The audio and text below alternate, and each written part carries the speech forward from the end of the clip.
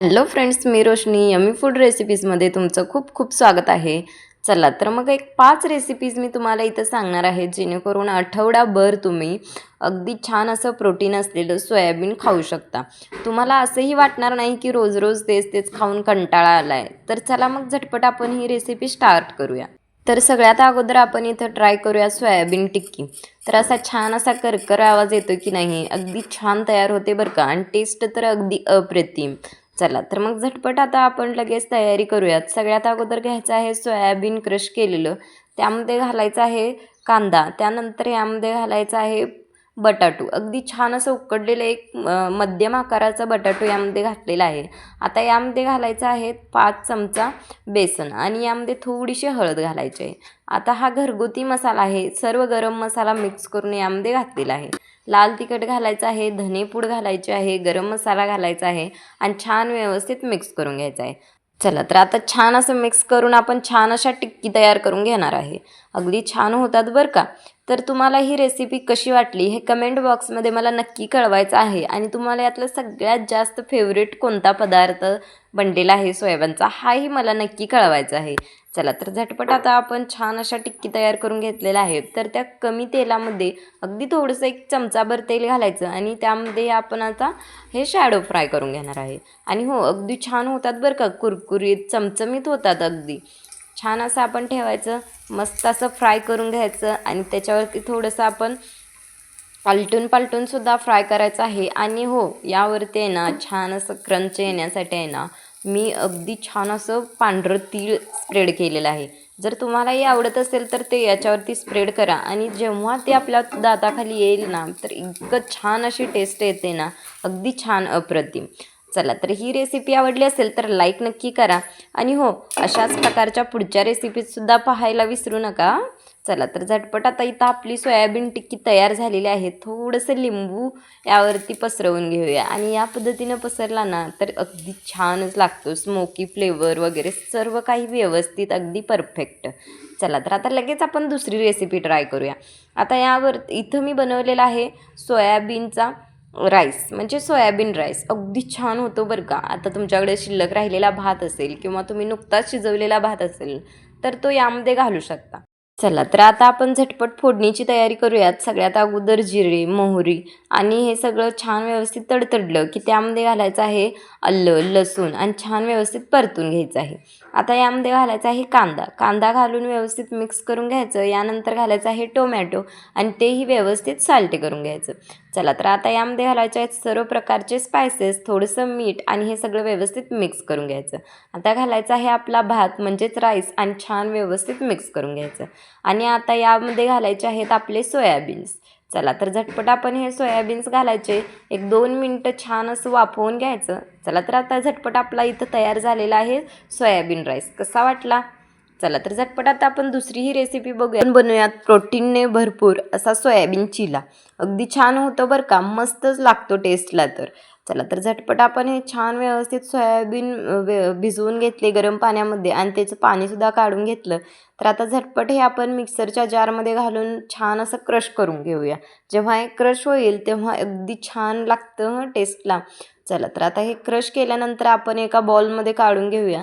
यामध्ये घालायचं आहे आपण बेसन. आता इथं मी 1 कप होईल एवढंच बेसन घेतलेलं आहे, कारण तेवढाच माझा चुरासुद्धा तयार झालेला होता सोयाबीनचा. चला तर आता यामध्ये घालूयात कांदा, मिरची, टोमॅटो आणि हो, जिरे घातल्यानंतर इथं आठवणीनं तुम्हाला एक इन्ग्रेडियंट ॲड करायचा आहे, तो म्हणजे ओवा. आणि छान व्यवस्थित मिक्स करून घ्यायचा आहे. चला तर आता सर्व स्पायसेससुद्धा ॲड करूयात आणि थोडंसं मीठसुद्धा यामध्ये घालायचं आहे आणि छान व्यवस्थित मिक्स करून घेऊयात. आता हे मिक्स करताना पहिलं थोडंसं सुकं मिक्स करून घ्यायचं आणि त्यानंतर थोडंसं पाणी घालायचं, जेणेकरून गाठी होणार नाहीत आपल्या जे बॅटर तयार करतो त्यामध्ये. चला तर झटपट आता हे आपण तयार करून घेऊया. आणि हो, तुम्हाला एक गोष्ट सांगायचीच राहिली, हे तुम्ही जे प्रोटीन पावडर वगैरे खाता ना, त्याच्यापेक्षा ह्या अशा घरगुती रेसिपीज किंवा असे घरगुती पदार्थ खात जा, जेणेकरून तुम्हाला प्रोटीनसुद्धा भेटेल आणि कोणतंही साईड इफेक्टसुद्धा येणार नाहीत आणि तुम्हाला अगदी कमी खर्चातसुद्धा हे तयार होऊन जातात. चला तर झटपट आपण पांढरे तीळ यावरती स्प्रेड केलेले आहेत आणि इथं आपला आता चिलासुद्धा तयार झालेला आहे. छान असा आपला सोयाबीन चिला कसा वाटला ते सुद्धा सांगा. चला तर झटपट आता आपण दुसरी रेसिपी ट्राय करायची आहे. तर आता इथं आपण सोयाबीन किमा बनवणार आहे. त्यासाठी लागणारे खडे मसालेच बघा. हे पॅकेट अगदी 10 रुपयाला मिळून जातं, ज्याच्यामध्ये सर्व प्रकारचे खडे मसाले असतात. आणि छान व्यवस्थित हे आता परतून घ्यायचं आहे. आता हे आपण की नाही चिकनला मटणला वगैरे वापरतो बघा, तेच पॅकेट आहे. चला तर झटपट आता हे आपण छान असं क्रश करून घेऊ. क्रश केल्यानंतर अगदी दरदरच ठेवायचं आहे, अगदी छान लागतं. चला तर झटपट आता आपण लगेच फोडणीची सुरुवात करू. सगळ्यात अगोदर घालायचं आहे 2 चमचे तेल आणि त्यामध्ये घालायचं आहे आपलं ठरलेलं जिरं, त्यानंतर लसूण, कांदा हे सगळं छान व्यवस्थित परतून घ्यायचं आहे. मी जे तुम्हाला एक खडं मसाल्यांचं पॅकेट यूज करायला सांगितलेलं आहे, ते अगदी छान होतं बरं का. आणि त्याची टेस्ट जी आहे ना, ती किम्यामध्ये अगदी छान लागते. मी हे खूप वेळा ट्राय केलेलं आहे किमा, पण मी जेव्हा हे खडे मसाल्यांचं पॅकेट आहे, जेव्हा ते यामध्ये वापरलं, तेव्हाच मला तो किम्याचं टेस्ट अगदी छान लागली. म्हणून तुमच्यासोबत मी ही रेसिपी शेअर करत आहे, जशी मी बनवली होती तशी. चला तर झटपट आता आपण यामध्ये सर्व स्पाइसेस ॲड करून घेतलेले आहेत. आपण क्रश केलेला छान असा तोही मसाला यामध्ये घालायचा आहे. थोडंसं मीठ घालायचं आहे आणि छान व्यवस्थित थोडंसं याला साल्ट करून घ्यायचं आहे. आता चला हे बघा, छान असं आपलं टोमॅटो जे आहे ते थोडंसं पाणी सोडायला लागलेलं आहे. तर आता यामध्ये घालायचं आपण क्रश केलेलं सोयाबीन आणि छान व्यवस्थित मिक्स करून घ्यायचं आहे. आता हे व्यवस्थित मिक्स केल्यानंतर यामध्ये घालायचं अगदी थोडंसं पाणी आणि छान व्यवस्थित याचं थोडंसं शिजवून घ्यायचं आहे. चला तर इथं आता आपला किमा छान असा तयार झालेला आहे. तुमच्याकडे कोथिंबीर अवेलेबल असेल तर तुम्ही तीही घालू शकता, जेणेकरून छान अशी टेस्ट येईल. चला तर आता आपण अजून एक रेसिपी बघणार आहे आणि ही शेवटची रेसिपी आहे, ज्याच्यामध्ये मी तुम्हाला सांगणार आहे की सोयाबीन एक वेगळ्या प्रकारे आपण त्याची भाजी कशी बनवू शकतो. चला तर झटपट आता आपण सोयाबीन हे थंड पाण्यामध्ये घालायचं आहे बरं का, अगदी थंड पाण्यामध्ये, जे इथं बघू शकता तुम्ही. मी याच्यामध्ये थोडासा बर्फही घातलेला आहे, जेणेकरून पाणी अगदी जास्तच थंड असेल.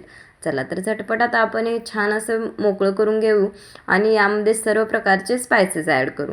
आणि एक मेन इन्ग्रेडियंट यामध्ये घालायचा आहे, तो म्हणजे दही. अगदी 2 चमचे दही यामध्ये घालायचं आहे आणि छान व्यवस्थित मॅग्नेट होण्यासाठी 10 मिनिटं ठेवायचं आहे, जेणेकरून जे आपली सर्व मसाले आहेत, जे आपलं दही आहे, ते छान असं आपलं सोयाबीन सोक करून घेईल. आता हे सर्व व्यवस्थित 10 मिनिटं ठेवून झाल्यानंतर छान अशी फोडणी द्यायची आहे. फोडणी देताना सुद्धा लक्षात ठेवायचं आहे की आपण सर्व मसाले हे मॅग्नेट करतानाच घातलेले आहेत, त्यामुळं अगदी थोडंसंच आपण यामध्ये हिरव्या मिरच्या अगदी 1-2च हिरवी मिरची घातली तरी चालेल किंवा नाही घातली तरीही चालेल. चला तर झटपट आता आपण हे सर्व व्यवस्थित मिक्स करून घ्यायचं आहे आणि जे आपण मॅग्नेट केलेलं सोयाबीन आहे ते यावरती पसरायचं आहे. चला तर झटपट आता हे थोडंसं पाणी सुटूपर्यंत ठेवलेलं आहे, अगदी 2 मिनटं. 2 मिनटांनी टोमॅटोला छान असं पाणी सुटलेलं आहे, त्यामध्ये अजून थोडंसं पाणी घालायचं आणि आपण कन्सिस्टन्सी ॲडजस्ट करायची आहे. तर इथं आता आपली तयार झालेली छान अशी सोयाबीनची भाजी.